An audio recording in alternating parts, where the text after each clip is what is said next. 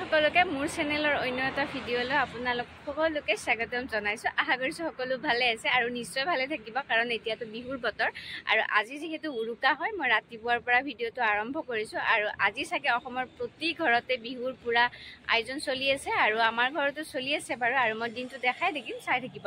আৰু আমাৰ মেজিও বনোৱা হৈয়ে গ'ল এইবাৰ আগতীয়াকৈ, আৰু মই মেজিটো দেখাই আছো, চাই থাকো। মই মাত্ৰ বেক কেমেৰা কৰি লওঁ, এনেকৈ দেখাবলৈ অকণমান অসুবিধা হয়। সৌটো আমাৰ মেজি এবাৰ সোনকালে বনোৱা হৈ গৈছে, মই দূৰৰ পৰা দেখাইছো। কিমান পালা?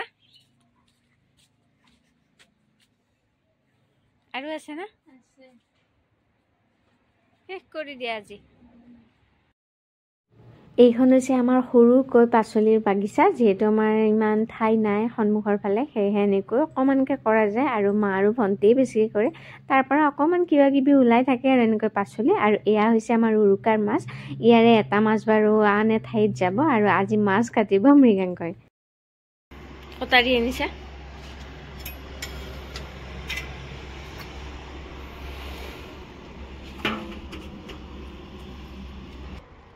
মই কিবা লৈ আহো ন থবৰ কাৰণে।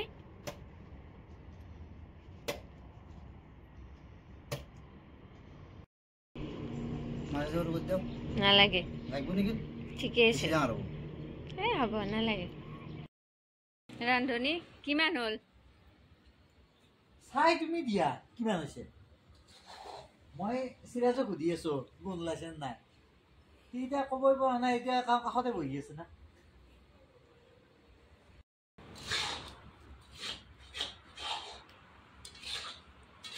অলপতো চোৱা না।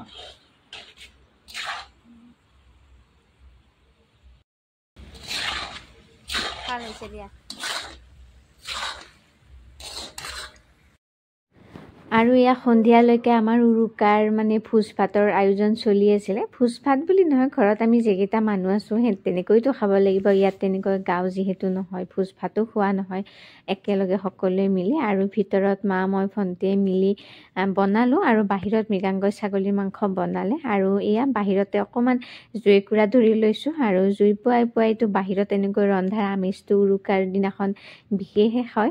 আৰু এয়া চিৰাজ বুলি যে অকণমান আগতে ক'লে, তেওঁ হৈছে আমাৰ ঘৰত কাম কৰি আছে, মিস্ত্ৰী দাদা এজন হয়। কিবা সৰুকৈ এটা ঘৰ বনাই আছে। আৰু এখেতকতো চিনিয়ে পাইছে, মোৰ ভিডিঅ'ত ওলাই থাকে বুলেট খুৰা। আজি উৰুকা বুলি ঘৰৰ মানুহকেইটাৰ লগতে তেওঁলোককো ভাত খাবলৈ মাতিছোঁ, ভালো লাগিব বাৰু।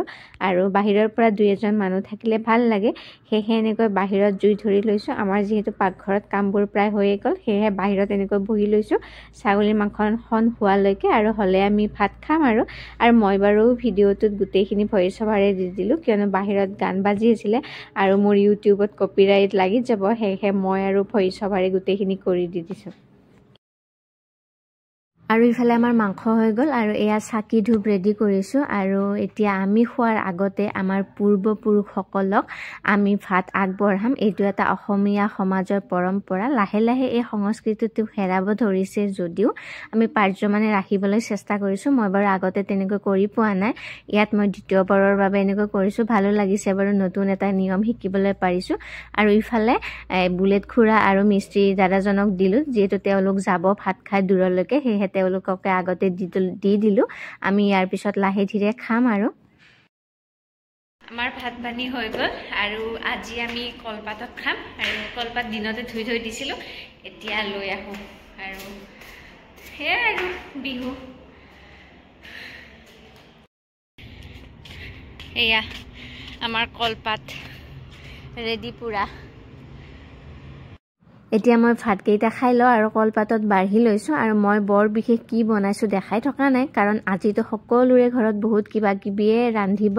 আৰু এয়া একেবাৰে পিছদিনা, এয়া ৰাতিপুৱা এতিয়া মেজি জ্বলাম, আৰু মায়ে গোটেইখিনি ৰেডি কৰিছে। আমিও গা পা ধুই পূৰা ৰেডি হৈ লৈছোঁ, আৰু খুপুৱাই আছে। এইবাৰ পিছে ইমান ঠাণ্ডা নাই আৰু কুঁৱলীও নাই। যোৱাবেলি কিন্তু বহুত কুঁৱলী আছিলে, আৰু সোনকালে আছিলে 7টামান বজাত, কিন্তু কুঁৱলী নাই কাৰণে বহুত দেৰি যেন লাগিছে। আৰু সকলোখিনি ৰেডি ৰেডি কৰালৈকে আমাৰ ওচৰৰ বৰমাহঁতো আহি পালে। আৰু আমাৰ ইয়াত যিহেতু গাঁও নহয়, আমি দুই এঘৰ মিলি এনেকৈ মেজি বনাওঁ আৰু এনেকৈ মেজি জ্বলাই সেৱাও কৰোঁ। আৰু ভাল লাগে বাৰু এনেকৈ মেজি জ্বলাবলৈ পালে, আৰু গোটেই বছৰটো যাতে ভাল হয় গতিকে ভালকৈ সেৱা কৰি ল'লোঁ, ডাঙৰকো সেৱা কৰি ল'লোঁ। এইবোৰ বাৰু মই বৰ বিশেষ ভিডিঅ' কৰা নাই, কাৰণ সেইবোৰ সকলোৱে কৰে আৰু ইমান দেখাই থাকিব লাগে বুলিও মই ভবা নাই বাৰু। আৰু সন্মানটো এনেও মনত থকা বস্তুহে বাৰু। আৰু যি নহওক বাৰু, এই যে দেখিছে আমাৰ ওচৰৰে বৰমা হয়, তেওঁলোকো বিহুৰ দিনা আমাৰ তাত আহে ৰাতিপুৱাই চাহ খাব, আৰু আমিও তেওঁলোকৰ তাত যাওঁ। আমাৰ বিহুটো এইবাৰ এনেকৈয়ে গ'ল বাৰু, ভালে ভালে গ'ল। আশা কৰিছোঁ আপোনালোকৰো গ'ল। আকৌ লগ পাম নতুন এটা ভিডিঅ'লৈ। আজিলৈ ইমানেই।